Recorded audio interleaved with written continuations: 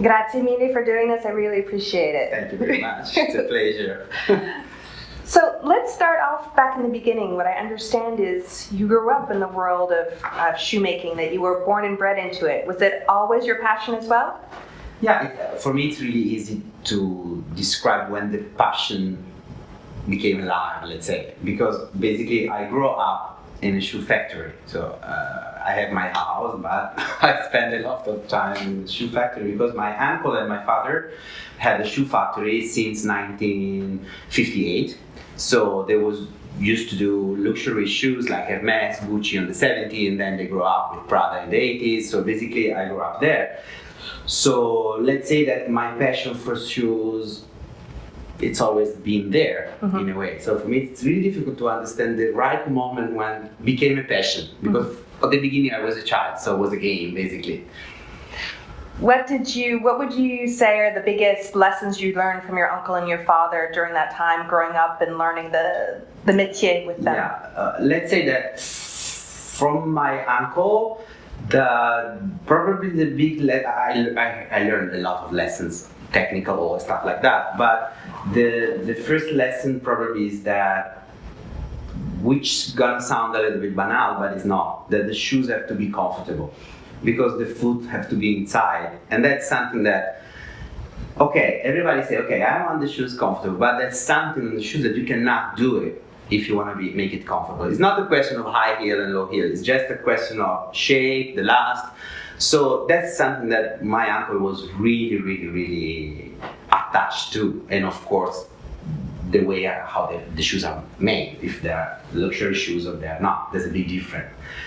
And from my father, one of the big, because I work a lot with my father, more than my uncle, because he was the older brother. There was 7 brothers, so my uncle was really old and my father was, compared to him, really young. So basically, there was a big difference. And my father probably teach me that you have a team, you have someone around you, and you cannot pretend to force someone to do something that is not able to do, but you have to take the best from everyone and make everyone work good for you. So that was a big lesson. That's a good lesson. Yeah, that's a very good lesson. Yeah. Tell me about the time that you first discovered the work of Mr. Roger Vivier. What was that experience like for you? So I was, basically I always had this legend about Roger Vivier, because of course when you grow up in a luxury shoemaker factory business, all your family is involved. There's 2 big masters in history. There's Ferragamo, but first Roger Vivier, because he was working on couture. He changed a lot about silhouettes in the 50s. It was, let's say, half of the new look was made by him for the foot, for the silhouette, and Dior for, everybody knows this. So basically, I always heard about him. But the really first time I was, let's say, 19 years old, and I had the access, because my family had a little bureau, a little office with a bibliothèque with a lot of books of shoes. And I take in my hand this black book of Roger Vivier, and I open it and I see the shoes that it's actually there, the pink one that you see there, and I say, that's amazing, because that's pink, because that's light, because the heel was the virgule. And that was the first time that I really saw something that was really different from everything. Even because it was the end, it was the 90s, so the shoes was completely different from what Vivier done. The laugh was really long, the proportion was beautiful, but a little bit, bizarre. And these kind of little shoes like this, perfect. And that was the first time that I really link the name of the legend to something physical. Before your job here as a creative director, you worked with brands like Miuccia Prada and John Galliano. I always tell young designers, go make your mistakes at other houses before you launch yourself out in the world. Yes. Tell me about those experiences, what you learned there, the mistakes you learned not to do when you took the lead. Tell me about that. Yeah, so I didn't make big mistake, but of course I did mistake, which is something that you have to do, as you said. Basically, I start in the product group, but working with Helmut Lang, which was a big privilege because he was there. So it was completely another world. And then I worked for Miu Miu, then for Dior with Galliano, and both Raf Simons. So the experience was pretty eclectic, let's say. Probably mistakes. Probably at the beginning, I was too sure about me, which is good because it makes you, I wanna go. But at a certain point, you understand that you can do something that is wrong. And wrong in fashion means that you can do even something that is probably sometimes too in advance, sometimes it's a little bit old, so it's not gonna look new. And sometimes it happened that I proposed things that there was a little bit out of the blue, not in the context, because one of the important things of fashion for me is the context. Because I think that fashion is not political at all. I don't want to make fashion political because I don't like it, because I think that our business is another one. But fashion is in Italian we say the manifesto of the society where we are living. So it's really important to be really attached to the reality in a way. What's happening in the world? There's war, there's peace, there's prosperity, there's not, and that's really important because it's an influenza, no? It's something that makes something different. And that's something that I learned, making a lot of mistakes in here, but now I learned it and I always take care about it. So, of course, Roger Vivier has the history of the founder, and then of course your predecessor was at the house for 15 years. What do you feel was your biggest challenge stepping into those shoes as a creative director? What was that piece where you were like, this is what I can do with the brand, this is how I can bring it to the next generation? At the beginning I was scared because I said, at the beginning I tried to get this job in any case, because it was my dream. So basically I was really excited. Then when I signed it I said, oh my god, now I have Roger Vivier in my hands, which is, for many people it's like, okay, who cares? But for someone that comes from shoe business, shoe tradition, it's something a little bit sacred, no? Let's say a little bit like, untouchable. So then I started to be scared for a couple of weeks, and then I decided to do as usual, because I said, Gherardo, you have almost 20 years of experience, so I realized on those years that the best things to do is to approach the brand, approach fashion with your taste, and you have to be happy of your product. You have to be convinced, and that makes things real. That makes things consistent, and people will understand. Even if someone didn't like it, but they will understand that you do it with your heart, with your vision, and there's something on the back, and that's the important thing. But the first thing that I say to myself was, I don't want to make anything beautiful. I don't want to make anything like this because it's too complicated to compare to what Roger Vivier and Bruno does before. So I said, let's start with this. Don't ruin this brand, which is something that was really on my mind. So that was the first step. And then of course I give my vision, I take a lot of my things that I like, First, let me ask you, tell me about the moment you told your dad, your uncle, your family that you got the job. What was that like? My father was really happy, of course, but my father is really like, let's see what you do now. So it's not like, okay, you will do it. It's like, let's see, to make a little bit of anxious, my uncle was so proud because he's really old now, but 3 years ago was still old because it's like 89, something like this. It's start to be old now. And it's the first time that he sent me a message by my cousin because he's not so social. So you say he's not like, oh, I don't want to speak with someone, you don't remember the name of anyone, it's like this. But it was the first time they sent me a message from his daughter that he was really proud about me and about the family, because for him, Roger Vivier was a real miracle that someone with his name that he know that it's his, in his family can work on that. So everybody was so happy. I mean, I would say what I love about what you've brought to Roger Vivier is a playfulness, a joie de vivre, as they say. You know, you seem like you're having a lot of fun with the footwear, but you're taking that fun very seriously. Yeah. I think that it's the same time, you know, in show business, in movies, then when you have to communicate something funny, something happy, it's the most difficult things to do. And it don't mean that I'm always happy and I'm always funny, but it's a projection. I think that fashion, in a way, it's something that, okay. I don't know how to say. Go bene. Does that sound gonna be okay? All right, on y va. Okay. Yeah.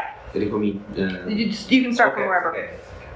Let's say that for me, fashion is linked to happiness and joie de vivre, as the French say, because we are selling dream. We are something.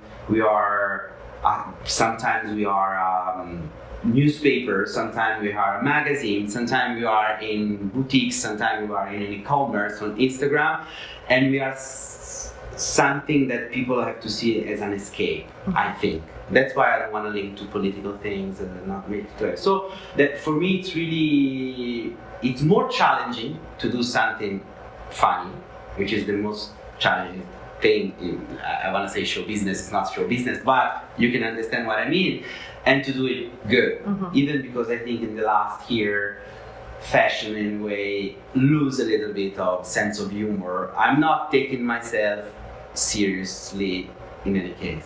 Even if I do the most important things in my life, I try to be not so serious, because we are here today, tomorrow we are not, and we are not doing the atomic bomb, we are just doing shoes, jewels, dress, and is something that looks a little bit commune, because everybody say that, but do this, it's different. I have to say that your presentations, the Hotel Vivier presentations that you've been doing since you've been here, are like the highlight of Paris Fashion Week. They're so fun, so creative. What was the thinking behind that? Why did you want to go so over the top with your presentations? So when I proposed the idea, everybody looked at me like, "You're crazy, what's that?" And I said, I think that I have to do what I like, so people will understand and will enjoy. So for me to choose the Roger Vivier formula was because actually I don't have a silhouette, because basically I don't have ready to wear. So for me it's really crucial that a pair of shoes is linked with the silhouette, is linked with the body, and the only way to have bodies, and I hate the idea that I take models like this and I put there with dress that are not mine, don't mean anything for the brand and for me. So basically I choose to start with actresses. And I say, I like movies, I like show business, I like acting, I like singing. So let's start with this. Let's take actress. So no matter what, if you're not in shape, if you're not slim, if you're not tall, we need the character. We need your what you have inside. You are a woman, and I was one of the first that probably nobody understand at the beginning that use common people in a way, because actors are common people, are not come si dice mannequin, there's not body limits of this, no? And so everybody was shocked in a way, what's that? But I had the chance to show what is in my mind. It means that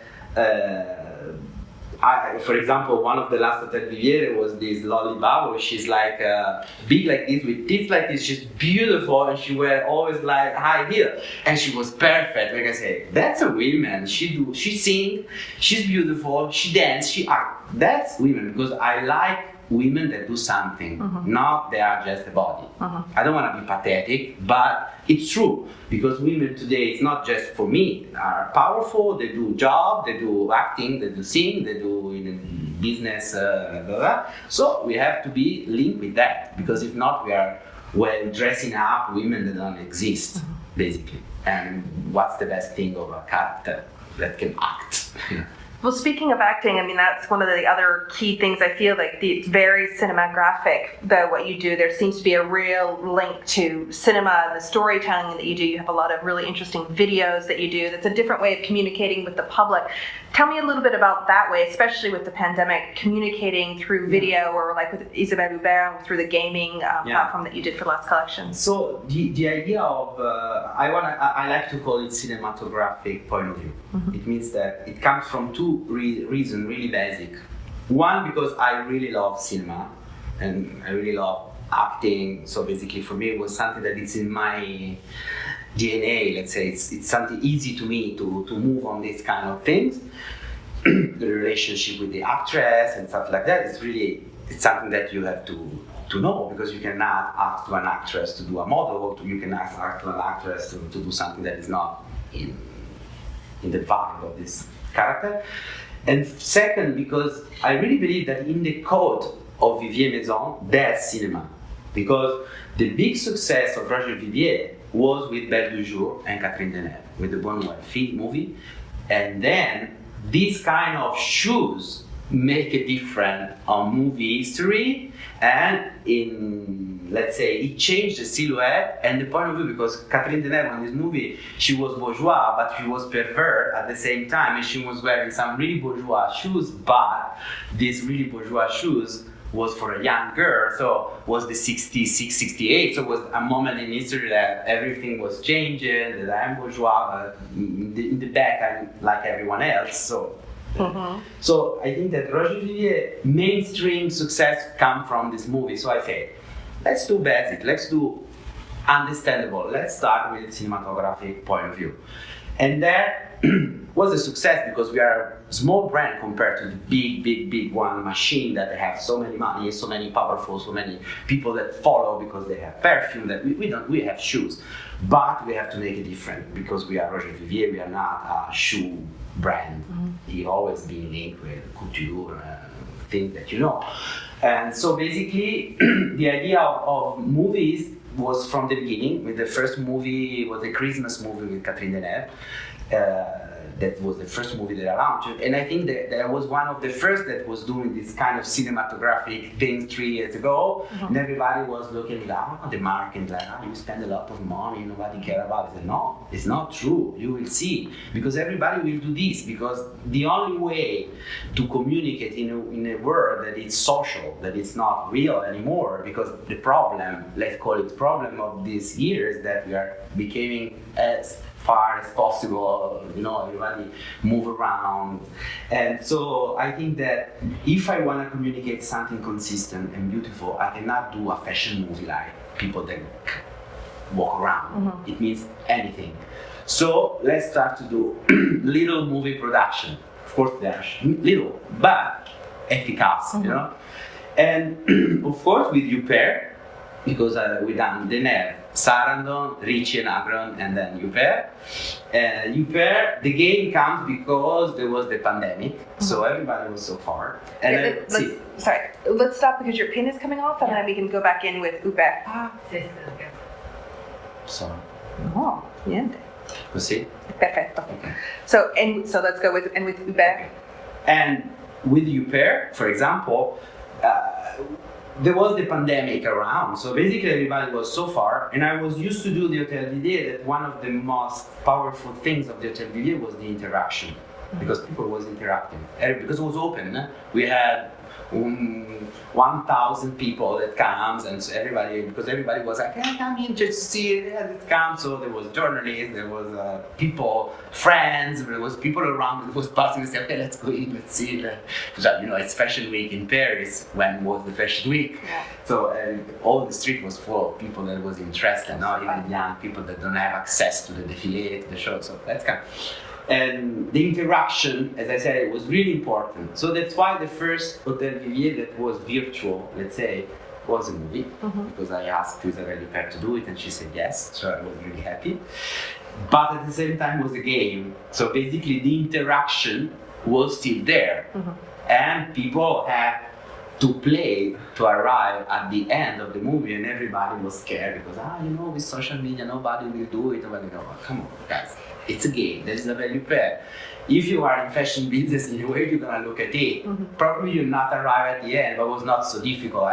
The first idea was more difficult, and then I changed it a little bit because it was, we know that at the same time today people don't spend a lot of things, a lot of time to do things. So we got it, but I was really proud. All right, tell me, cards on the table, what's it like working with Inez? What does she bring to the equation? When I arrived here, I first met Inez, and I was a little bit, oh my God, I'm a country boy. I come from Italy. Because I grew up in the countryside, I'm really basic in a way. So I said, I'm gonna face to Inez de la Frençale, which is Inez de la Frençale, you know? So I was a little bit like, huh? And I said, how she gonna make a word with me? She's not gonna accept me because she's French. She's so beautiful. She's so cool. I'm sure that she's gonna do something to kill me. And I realized that was completely the opposite. So she helped me very much because she was really kind. She made me welcome and stuff like this. But apart this, she really helped me to develop my point of view, to soutien my ideas with De La Valle, which is the owner. And you know, when you have an owner, you don't understand, probably, you know, I want to do a movie with Katrina Deneuve. You say, what? Why? And she support me a lot. She make a link with Katrina Deneuve, with Isabelle Huppert, because she knows them. So it makes things really easier. And of course, she had the office here in front of me. And if I have something to ask about collection, about communication, about everything, she had in her brain, she knows fashion from here. She worked with Karl Lagerfeld, she worked in Paris, so she knows many things. She knew everyone, so. When we talk about the history of the brand, you have revolutionized it in a number of ways, but one of them is to bring sneakers into the equation. Yeah. So that's a pretty badass move. How did that go down? How did people think about that? The reaction was pretty cool because it's one of our best sellers. So basically people react, let's say, well, I like it because I think it's a beautiful sneaker. And it's the first shoes that I draw for Roger Vivier, and I was in Christmas holiday. I didn't start because I start in February, so I was at home, and I was thinking about something that Vivier miss very much. And I say, there's a lot of beautiful shoes, elegant shoes, here shoes, but there's not a running shoes. And I grew up in the 80s and the 90s, so I went to school, I went to party with sneakers, but almost, running shoes and, Reebok, Nike, something. So for me, it's something that it's normal. It means that today, to be contemporary, you need it because it's something that women wear. And it don't mean that if you are a sneakers woman, today you wear sneakers because you have to walk somewhere, and tomorrow you're gonna dress up with super high heel. And that's the beautiful thing of women today. That there's so many women inside one, which is make things complicated. But from my point of view, it's challenging, it's funny. So that's why I decided to do this. Okay. Well, talk to me about that process. What is your creative process? Are you someone who needs to have a room that's really quiet, or do you have to work at night, or do you need to have mood boards and books? What is your way to get those creative juices flowing? So, I'm really basic. It means that I work in a train, I work in a plane, I work with people, I work alone, I work in team. For me, it's really natural. Probably, I ask myself, because there's so many designers, I need music, I need flower. Of course, I'm really happy to have flowers, to have candles, to have music, but it's not relevant, it's not important. I can't do without. It means that, and I ask myself this question many times, why I don't need something like this? Probably because I start really young. I was, of course I grew up, but I really start when I was 18 years old to really draw. I can draw 100 pairs, probably useless sketch in a couple of hours because I draw. So for me it's really natural. So it means that if I have someone in front of me that it's breaking the wall, I can do my job. And I'm really, it's really easy for me, and it's something that makes me continue to do this job, because it's something that comes from me easily, which is mean that it's not, oh, now I have to do, no. I have to say that do the collection, draw, and stuff like this is the most easier part at the end, because in a work like mine, that you are a creative director, you have to do many other things. And for me today, because it's an old, let's say, it's an old story, it's easier. Of course, it's not that every time you do beautiful shoes, that's another question, that's another point. But to do it, to do my job, it's really natural. If there's one house that's linked to amazing, beautiful, talented women over the ages, it's Roger Vivier. When you think about the amazing, talented women of today, who are those women that you want to see wearing the Roger Vivier? Who are those icons out there that you want to see wearing your designs? This question for me is really silly, because I think that it's a little bit reductive to say that's my muse, which is easier in fashion, because you say that's my muse, everybody understands it. But for me it's really difficult, because I'm really curious. So basically I have this curiosity that makes me go in all directions. I'm not in one women that is the women of Vivier. Of course, these women, it's women that can understand the value of the shoes that we are selling, of the bag that we are selling. We are doing bags that are all made, one piece, because I would love something to do really special. A women that understand something in a way, because if not, you cannot approach with things too expensive, but expensive because they are all handmade in Italy. They have a care about the product that sometimes make me crazy, because now you cannot do the because it's really, and that's good.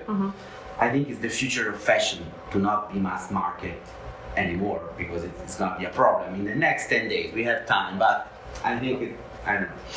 There's something that makes me scared about these mass market things. And of course, to define a woman, of course, is an happy woman, but not happy just because she's stupid. She's completely the opposite. She's happy because she's doing his job, because she's doing what she likes, because she's happy to be herself, which is mean that can be, as I said before, tall, slim, a little bit fat, a little red, brown. That's, it's okay. Brown hair, blonde hair, short hair, masculine attitude, feminine attitude, you like to dance. For me, I'm really open about this, so it's really difficult to find women. So I just to be concrete, I really love women that do a job, do something, and they are realizzate. I don't know how to say. Self-realized. Realize in their life, because you can see in the eyes, you can see how they move, you can see how they speak. That's the beautiful thing. And there's so many, there's so many actresses that are like that. There are so many singers that they are like that. So it's full, but I'm really open. So it's really difficult to define them. Okay, a couple more questions, then I'll let you be free. Tell me, other than shoe design, which is in your blood, basically, what other passions do you have in life? What else do you do to get away from it and other loves? Okay, so let's say I study opera for years. I do conservatory here in Paris, and I'm a tenor. Now I stopped singing because it's like I have too many things to do, but I can sing, so I'm a tenor. So that's fun. It's good. I study music. I would love to be a composer, but I cannot do it because I'm not able, but I'm trying. Because it's really difficult, because I don't know music very well. I sing, but I'm not a pianist, let's say. I have an antique jewel collection that is practically 20 years that I'm collecting antique jewels. I'm wearing it. I was wearing 20 years ago when no man was wearing jewels, so I was a little bit creepy around Milan. What's that? So, and what else? I like gardening. I have a garden in Paris. I'm so lucky to have it, but I do it by myself. I have a garden in Italy right now. So I like with my garden real, just like this, not like cut flower. It's a good gym moment, let's say, and many other things, but those are the topics. Yeah. Okay. And interior design. I really like interior design, to buy house, sell. I start to buy my first house. I had no money at all. I make the most big, heaviest debt of my life to buy my first house in Milan. I renew it by myself, and then I sell it, and then I buy another. That's something that I really like. Oh, you're a house flipper. Okay. Yeah. Okay. Two questions. First is, how has the pandemic affected you and your work, and how have you been able to stay positive during this time, and how are you thinking about Roger Vivier going forward, knowing what we've come through? So first things, I like to say that we are in a bad moment, probably, but in the history of fashion, there was really worse and worse moment. There was the world, the 40s, and fashion goes on. So basically, I want to be positive. Let's say, okay, we have a pandemic. It's something that it's really heavy, that many people losing job, the business is really slow and everything, but can be worse, you know? I like to think that. And that's the positive attitude. But of course the pandemic is here and it's a big problem. First, sanitary problem, which is not my cup of tea because I don't know scientific. I study as a biologist, so I have to know how to do something. Okay. But then I change. Multifaceted. Yeah. But I think that the social things, the social problem, it's gonna be bigger after. Because now I start to think that this pandemic have a big social impact. That now I cannot define what this is, what it's gonna be, but I don't know if when you watch movies made 1 year ago, I don't know if you have this feeling that you see people that embrace kids and you say, oh my God, what's that? So that's scary because even if we say, okay, we'll forget, we'll probably forget, but it's changed something. So today to see someone touch someone, it's scary. That's something social that then bring other things, which is a little bit weird. And I think we're gonna forget after, but you don't know, because human brain is really difficult to. Well, let me talk to you about that then. When you look to the future and you think about the days when we can all come back together again and be in a community, what's the first thing that you're going to want to do when you can go out there and touch people and hug people and all of that? What's the first thing you want to do? Well, in my job, I will start to come back in the office often, which I like because I'm an office person. I'm not like working from Polynesia. I work here with my people and it's better. And of course probably to try to do an Hotel Vivier, a new one, which was something that was one of the hot topic moment in the year that I was so happy and you feel something that you cannot feel in something digital. And me, probably I will go, I don't know, in a swimming pool, in a restaurant. Really simple pleasures. Simple pleasure. I'm not a party monster, so basically I'm not going to. But you never know. I mean, I wonder about that. I think that, like, when you think about the Spanish flu in 1918, and then after that it was the Roaring '20s. Do you think that's what's going to happen? That people are going to start buying dancing shoes and party dresses? Why not? Why not? You know, we are and we was before the pandemic party shoes seller. Let's be like Strass here. So basically, and we are still selling this. So I think there's someone hoping to do something with these shoes that we don't know what, but you know. And I think probably the reaction is gonna be this. You never know because history it's really creepy. It's really strange. You can never say what's gonna be the future. But if you look at the past, as you said, it's always like this. After a moment that everybody is inside, not touch, not go out, not party, no restaurant, no high heel, probably it's gonna be the moment. The pendulum will swing. Grazie mille. Grazie a te. Grazie. Thank you very much. Thank you. Grazie.